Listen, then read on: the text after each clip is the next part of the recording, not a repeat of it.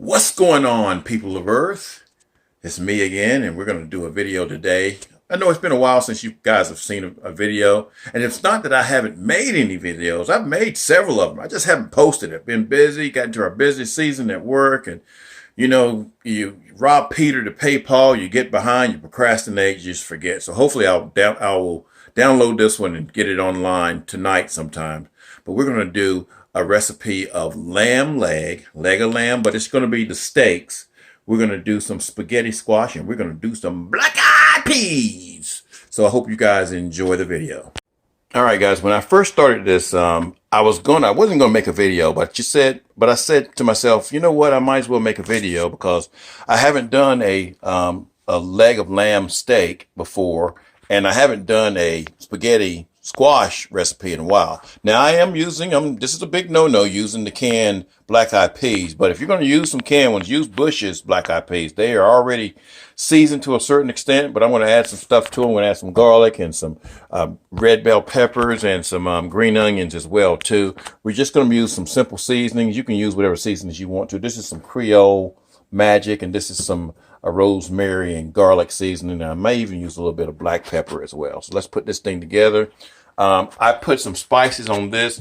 Actually, what I put on this was some, let me find it here, guys.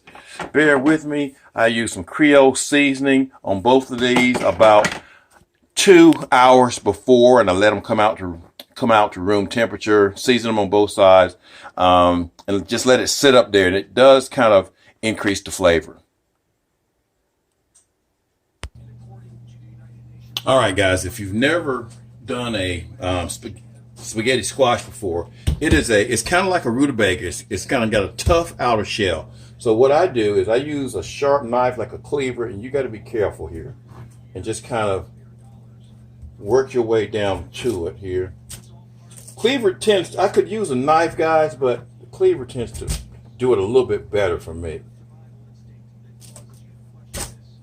Okay, we're just going to work that down on both sides. Try to get it as even as you can. You may have to flip it around a little bit. All right. And then you're going to have, now that didn't come out quite even, but that doesn't matter. And what we're going to do is we're going to take the seeds out of that. And you can use the seeds for, you can roast those seeds if you have to. We'll use a spoon to get them out. You can roast those seeds if you want to. Use them as a little flavorful snack. So you want to get all those guts out of there. And then once you do that, you're just gonna make it like that right there. You're gonna do that on both sides. All right, and we'll come back and do the other side. All right, now once you get them all gutted out and everything, you can add you some spices to it here. And we're just going to use some of this Creole magic here. You can use salt and pepper. Oh, before I forget, we want to spray the inside of this right here. Spray it real good. Just on the inside. You don't need to spray the other side. And we're just going to put our Creole magic in there. Just sprinkle it around in there liberally, however much you want to use.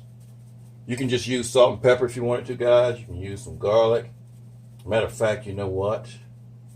I don't think this has garlic in it. So, does it have garlic in it? Yeah, it does. Okay, we're good.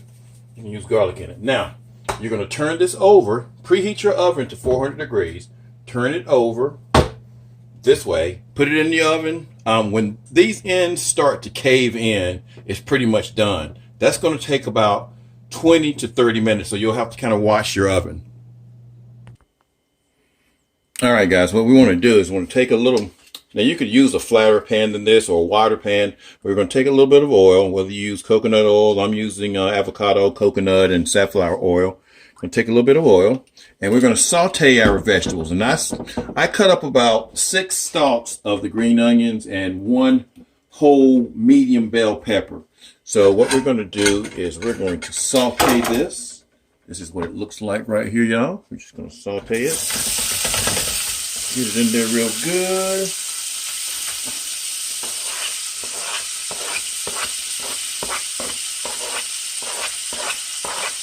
and let it cook down a little bit, just until it's kind of glistening. Now, could you do this while you're cooking your black-eyed peas? Yeah, you could, but we're going to do it this way first and foremost. Again, we're just going to let that saute until everything is nice and soft and glistening. The black-eyed peas are already done because, again, they're canned. And, again, you don't have to use canned. You can use some fresh if you want to. But if I'm going to use canned, I'm going to use some Bushes, because Bush just has some really good baked beans and black-eyed peas. And, you know, almost everything Bushes makes is just kick butt. Alrighty, when it gets about to this level here, see how soft that looks right here? We can add our black-eyed peas. And again, it already has its own liquid in there. It really, you know, the thing about canned things, guys, too, is it's salt in there as well, too. So you got to be careful that you don't over salt it. So what we're going to do here is we're not going to put any of the seasoning in there yet. We're going to let this cook for about 10-15 minutes or so. Stir it around here just to kind of mix the vegetables together. Stir it around and then simmer it for, like I said, about 15 to 20 minutes or so. Let it come up to a boil first. Alrighty, and like I always do, forget putting the garlic in there, guys. And I love garlic. I don't know why I forget. That's a big heaping tablespoonful of garlic. If you don't like that much garlic, guys, you don't have to put that much garlic in there. But I love garlic, and garlic is good for you. So, so it's just now about to come to a boil. So now we're going to turn the heat down to about simmer or so. All right, guys. So we've taken them out of the oven. It's been about 20-30 minutes or so.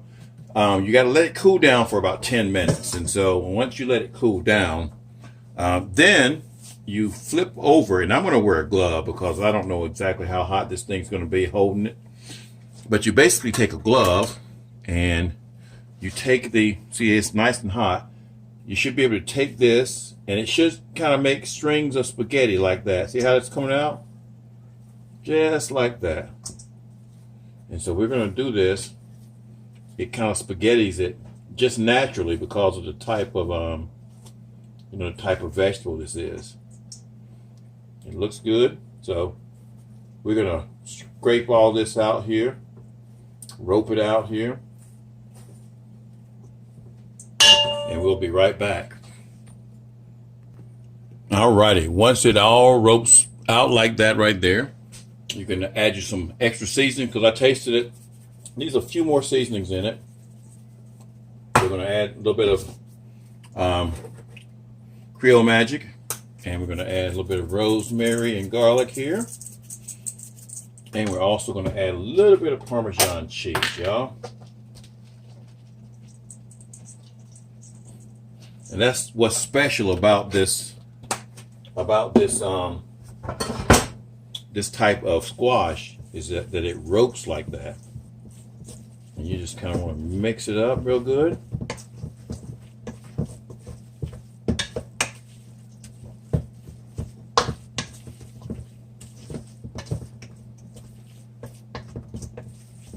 Let it melt that Parmesan cheese.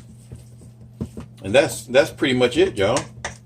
Real easy, real healthy. And you can use this instead of pasta, if you're on a low carb diet, because spaghetti squash is low in carbs and really low in calories too.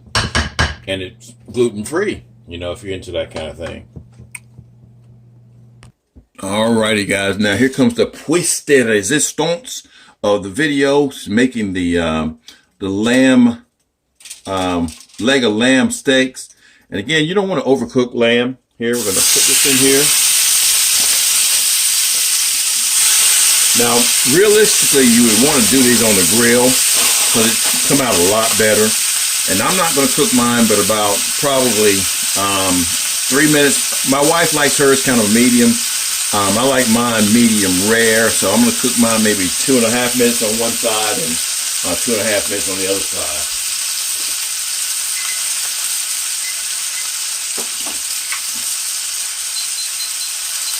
All right, Got that timer going. And what I'll do here, just so it gives it a little bit of flavor, add a little bit of butter here on one end of it. Now that's not something that's you know, set in stone, but that's just what I've done in the past, just to kind of give it some flavor. And you got to be careful with lamb because you don't really want to overcook it, but you know, with a good piece of lamb, it'll cook real well anyway. The butter also slows down the cooking just a little bit, y'all. I've got this cooking on medium, and you notice I'm using a cast iron frying pan as well. All right, we're going to flip one of them over here, guys. This one's mine here. Oh yeah, it's got a nice little crust on it, nice browning. Just kind of move some of that butter around, and you can also, what you can do just to kind of add a little bit of flavor is take a little bit of that butter and put it on both steaks here. It's just going to make it taste really, really, really well. I've never had a lamb steak before. I've had lamb chops, but I've never had the lamb steak before, so this is going to be good though.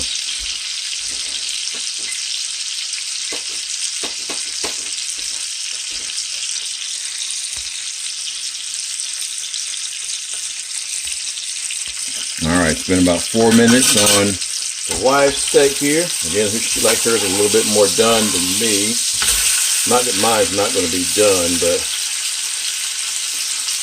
all right. Hers is actually a little bit bigger than mine too. So we're going to just let that sit there for a second, the spatula, because I don't want it curling up, you know. You don't really want it curling up if you can help it. Let me set that timer again for, that should be fine. Set that timer for another 3:30, 4 minutes.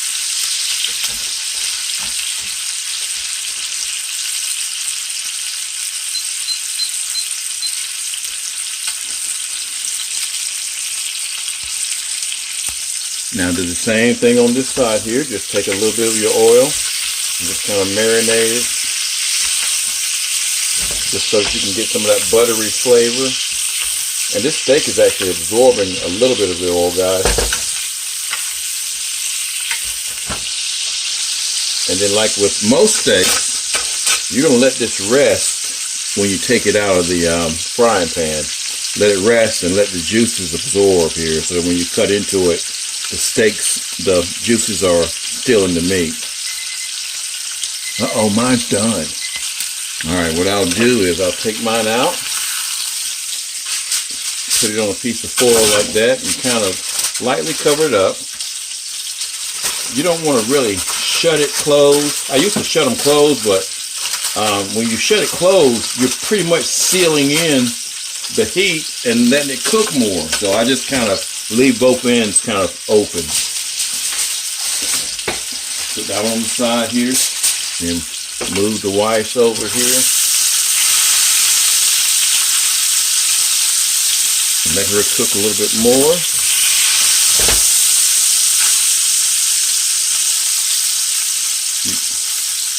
And I think hers is probably done because